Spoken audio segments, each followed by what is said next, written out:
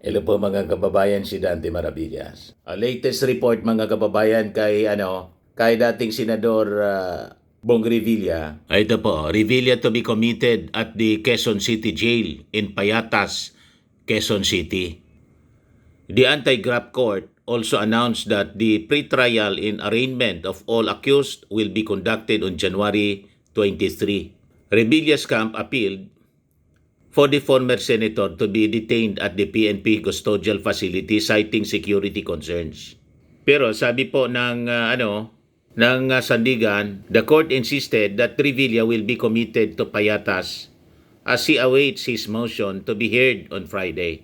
Dinala siya sa Camp Crame, pero kung hindi pagbibigyan yung kanyang appeal, sa Quezon City Jail po siya sa Payatas, ikukulong mga kababayan. Mangiyak-ngiyak ka mga kababayan si Bong Revilla kagabi. Nang malaman niya yung pag-release ng warrant of arrest, walaan niya akong kasalanan dito. So ito yung ibang mga kasama niya sa inisyon ng warrant of arrest.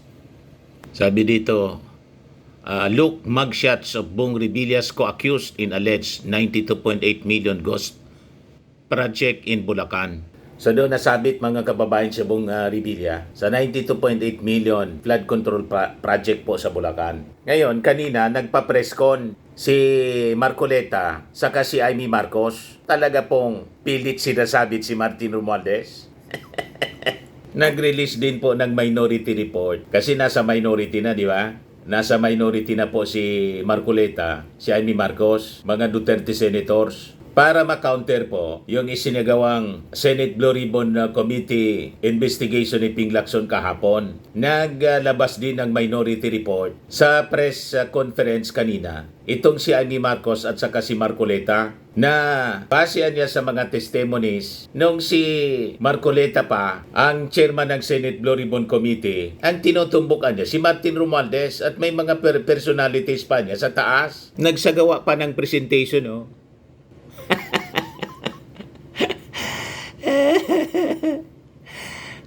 personalities involved. Possibly, ang ibig sabihin niyan, mas mataas pa kay Martin Romualdez na gusto sigurong sabihin mismo yung ating Pangulong Bongbong at possibly mga cabinet secretaries. Pinalabas na minority report. Talagang binigyan niya ng bigat yung testimony ni Gutesa. Malinaw po si Gutesa, hindi credible pong witness. Kasi kung credible siyang witness, hindi sana nagtago after na mag-testify sa Senado. O di ba po? Sabi rito sa report ng Billionarios, look, Senators Rodante Marcoleta and Amy Marcos released a minority report which lays out testimonies and links among flood control scandal figures. They argue that the Senate Blue Ribbon probe stopped short of identifying who should be held accountable. Pilit nilang dinidiin mga kababayan si Martin Romualdez. Mismong si Ping Lacson mga kababayan nagsabi, wala niyang ebidensya na magdidiin kay Martin Romualdez. Yung latest pong present na witness po, doon daw sa property binili ng isang kontraktor. Ito nga si Diskaya. Lumabas mga kababayan, later say, yung sinasabi na witness nilang si Joy at saka si Maria. Pero ayaw magpaawat po ni Amy Marcos at saka ni Marcoleta. Napakalinaw. Yung lumabas mga kababayan kahapon sa investigasyon, sabi ni Lacson, witnesses claims not enough to implicate Romualdez, cites lack of evidence. Ngayon yung mga witnesses nila na ayaw magpakilala yung muka na tatakpan mga kababayan. I repeat, hindi ito enough. Itong information is not enough to implicate, not even implicate the former speaker. This is just, we may just consider this as a lead. Kasi mayroong connection. But of course, dinideny naman ni Curly Diskaya. So let's leave it at that. Sabi po ni Ping Lacson. Kaya biglang nagpa-preskon mga kababayan, yung dalawang senador, naglabas din ng minority report. But anyway, sige, pakinggan natin kung ano yung sinasabi. Ito po yung preskon. Mga kababayan, pakinggan natin. What do you make of yung two witnesses supposedly who is establish the link between Curly Vizcaya and former Speaker Martin Romualdez dun sa pagbili ng bahay sa South Court. Yung kontrabidang kapatid ng ating Wala Pangulo. din. Ay, Wala rin. sige, ikaw na, Sen. Narinig mo din. Kayo. Eh, gusto ko lang i-rectify, umattend ako nung unang hearing na chair na si Senator Lacson. Tapos, nag-represent ako ng ating bansa sa Korea sa second hearing. Kaya lang nadismaya ako dun sa pagtestigo ni Sergeant Gutesa. Nanood ako, pare-pareho lang. Sila na rin, kahapon, yun na nga, yung dalawang kasambahay, sila na rin ang sumasagot para sa dalawang kasambahay. Wala rin na tutukan, wala rin na bunyag. Ayaw ko sanang sakit o makaka-offend sa aking mga kasamahan. Pero yun naman ang nakikita ng mga Pilipino. Ulitin natin. Kasambahay, sila na rin ang sumasagot para sa dalawang kasambahay. Wala rin na tutukan, wala rin na bunyag. Ayaw ko sanang magsalita ng makakasakit o makaka-offend sa aking mga kasamahan. Pero yun naman ang nakikita ng mga Pilipino. Nakikita naman natin. Kayo man lang. Na parang wala namang pag nito. Nalulungkot tayo, binoboses ko lang, nakikita. Dinamay Imbes na niyo pa kami. Kayo yung man mga lang. May kasalanan, ang matakot. Ang mga nag-iingay pa ang sinisindak. Parang baliktad na eh. Kaya medyo nakakalungkot. Ibalik ninyo si Nais ko rin Gutesa ipakilala at ipakita para sa makrusik inyo sa amin. ang napakaganda at mahabang report, minority report po, na ginawa ni Senator Marcoleta noong December 10. Ginawa natin. Ginawa naming lahat. At noong 10, Kayo man lang naniniwala baka niya. hindi pa ninyo nababasa. Kiki Mahirap yung basahin, affidavit ni mahaba eh. Gutesa. Gusto ko sabihin at idiin na lubos ako sumasang-ayon dito sa minority report na malinaw nitong punto na ang pananagutan ay hindi dapat nakatuon lamang sa implementing agencies, sa iba't ibang kontratista, sa kung sino-sino lamang. Tama ang diin ng report na ang tanging isang komprehensibo, patas, walang takot na investigasyon lang ang makakatsak na tunay na salarin. Yung mga mastermind ang dapat managot. Sang-ayon din ako sa obserbasyon ng minority report namin na yung bigla ang pagtigil ng investigasyon patapos ang testimonya ni Orly Gutesa ay nagdulot ng pagduda sa tunay na layunin. Sino hindi magdududa sa affidavit ni Gutesa na mas familiar pa si Marcoleta kaysa sa mismong witness ninyo na nagtago na? Hindi nag-appear mga kababayan ng pinatawag ng DOJ kasi takot na makross-examine.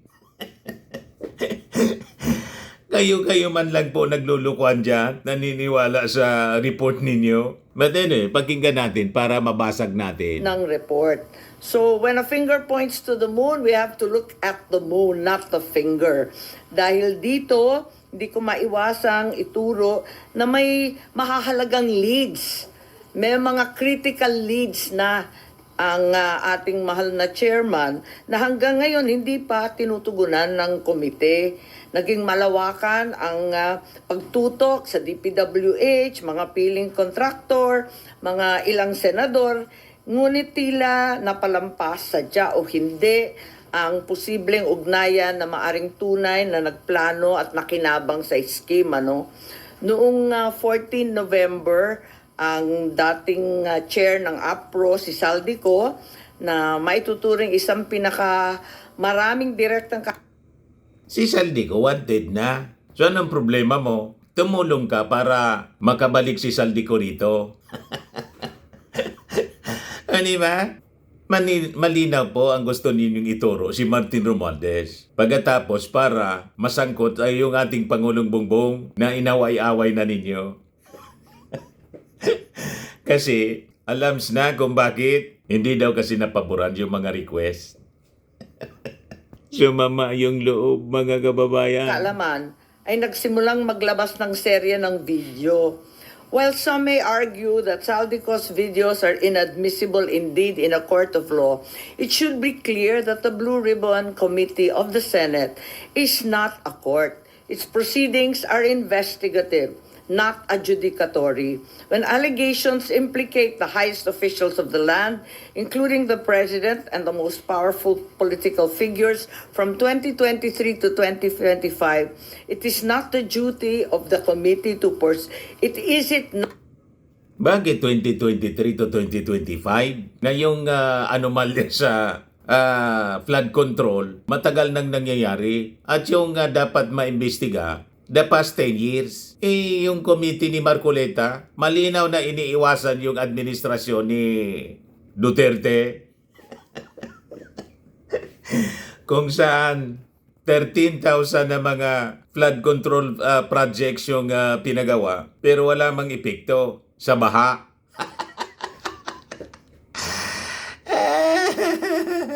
Ang gusto ninyong idikdik yung ating Pangulong Bongbong Marcos na nagpaimbestiga. Malabo ay yung mga press statement mo. Not the duty of the committee to pursue, to investigate, and to verify these claims rather than to dismiss them outright. Kapag si Saldico, ang mga Diskaya o si Orly Gutesa, parang isinasantabi na lamang.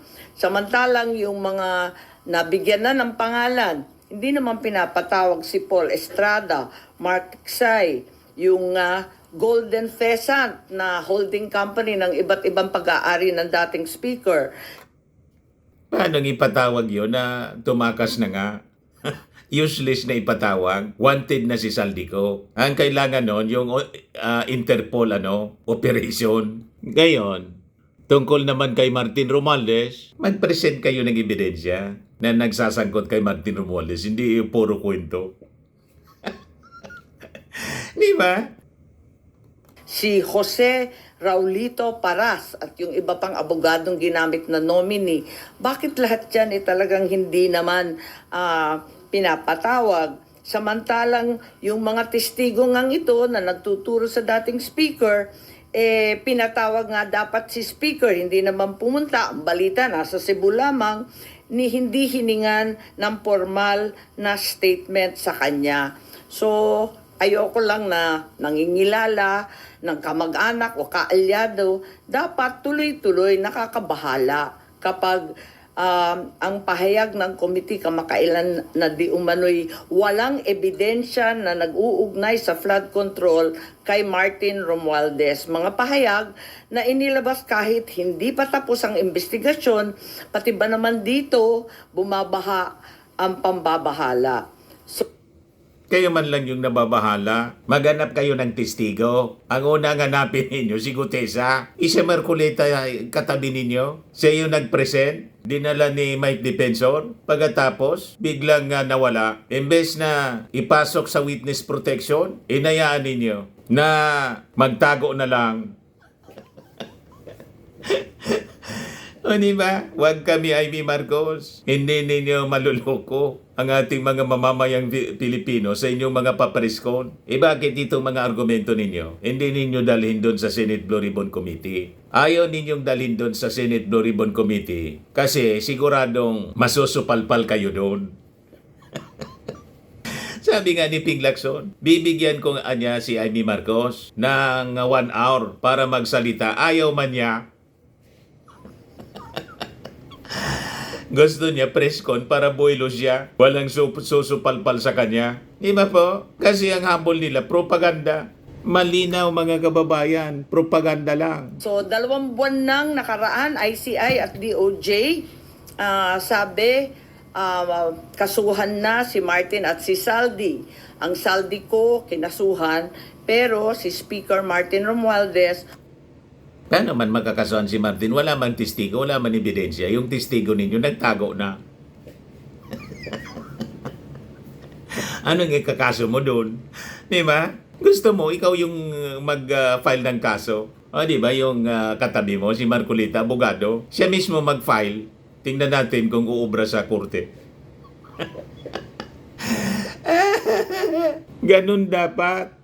wala pa rin. Ang kinasuhan sa halip kay Speaker Romualdez sa rekomendasyon ng ICI at DOJ ay si dating Senador Bong Revilla na naservan na ng warrant of arrest si Senator Joel, si Senator Jinggoy. Marami pong katanungan. Nung November ay inirekomenda na talaga ito. Bakit hanggang ngayon, Enero na, wala pa rin? Ang dami ko nang sinabi. Dito. Maghintay kayo, susunod na. Yan nga sinasabi ninyong si Joel Villanueva, si Jingo Estrada. Baka nga pati si Chis Escudero at saka si Mark Villar at saka si Bongo sa mga susunod na araw, makasama na.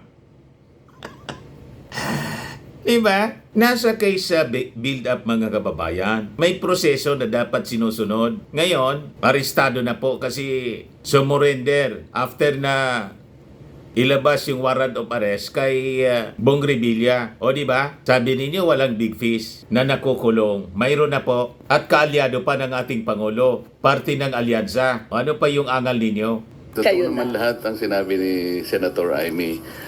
Alam ko hindi lang nakakabahala kasi pinakamaraming parte ng ating mamamayan ay halos nagagalit sa nangyayari. Na para bang ipinagkikibit balikat lang, ito halos nilimas ang kabangbayan. Ganun po kahirap na ang bansa natin ngayon. Balik po tayo dun sa dalawang testigo na iniharap ng chairman ng Blue Ribbon na nakatakip ang kanilang muka, yung dalawang pinibini na di umano ay mga staff ng nagre-renta dun sa bahay na pag-aari ng isang tao. Meron ba kayong napansin doon nung ako'y nagtatanong sa kanilang dalawa? Sana po'y makapagtanong naman ako sa inyo. Meron ba kayong napansin nung tinatanong ko Sabihin yung mo dalawang na. testigo, kung sino po yung sumasagot? Kasi po, kung nagtatanong ang isang katulad namin at dinidirekta yung tanong sa kanya, dapat siya po yung sumagot, di ba? Iwanan na po natin yung kung hindi nyo napansin. Ang ibig ko lang sabihin dito, Kayo lang ang tinatanong ko po nakapansin. siya, bakit kaya kayo napunta doon kung ang inyong layunin lang pala ay ituro yung Diskaya na sila pala yung ginamit na nagpapaalis sa kanila dahil yung daw bagong may-ari kailangan na yung bahay at humihingi sila ng ilang panahon pa lang dahil napakahirap maglipat ng kanilang mga gamit. So yung pala si Diskaya lang pala yung itinuturo na siya yung nandun. Ayaw namang aminin ni Diskaya na hindi nga ako nakapunta dyan sa South Forbes na yan ba't ako na naman ang tinuturo ninyo?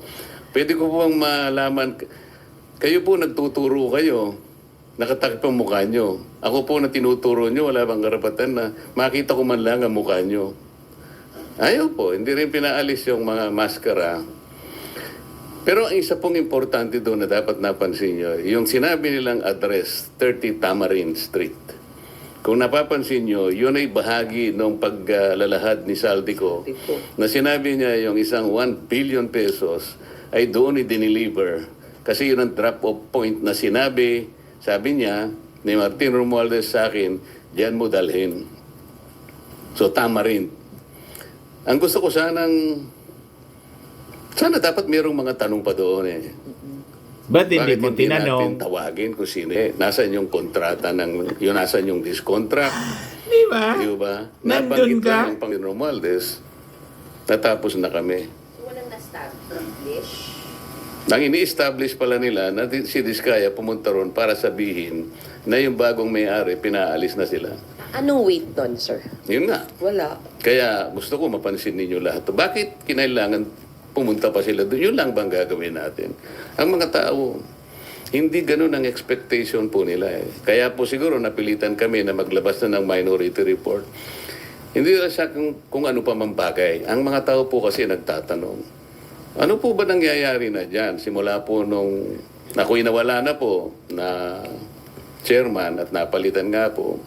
Nung ilabas namin si Gutesa, sinabayan naman Nasa yun na si aming, Gutesa? legislative break. Matagal hanggang sa mag-resign naman si Senator Ping. So, ang mga Ikaw tao yung nagtataka. nag-present kay Gutesa Ano naman pagkatapos ito? nawala? Wala na ba Di ba? ganito? Hindi yung closure ito. Hindi ba natin malalaman kung sino talaga ganito? Kaya napilitan po kaming maglabas ng minority report. Tinawag po naming minority report for lack of better term. Kasi po kung gagawin nating legal ito na isasang-ayon natin sa aming mga committee, sa ating Senate rules, hindi pa kami pwedeng maglabas kasi kailangan matapos talaga yung committee report. Hindi naman po kasi namin malam kung kailan ba talaga matatapos ito. Kasi nakalagay sa rules namin, kung merong dissenting or concurring opinions, ay isasama na lamang doon. This is neither a concurring or dissenting report. Kaya tinawag namin minority report sa pag-aakala namin magagamit po ninyo. Nandito po yung aming Magagamit sa observations, meron propaganda. kaming findings, nandito yung issues, nandito yung mga recommendations namin, nandito po yung set of possible legislative measures na pwedeng at ginagawa na po namin na pwede naming i-file in aid of legislation. Puro kayo pa preskon. Wala man ka kwenta-kwenta. Puro kayo turo kay Martin Romualdez. Wala man kayong ebidensya. Mag-file kayo ng kaso kung gusto ninyo. Bakit hindi yan gawin ng minority? Bakit hindi gawin mismo ni Marcoleta kung may ebidensya siya? Yung mismong testigo niya hindi na nagpakita.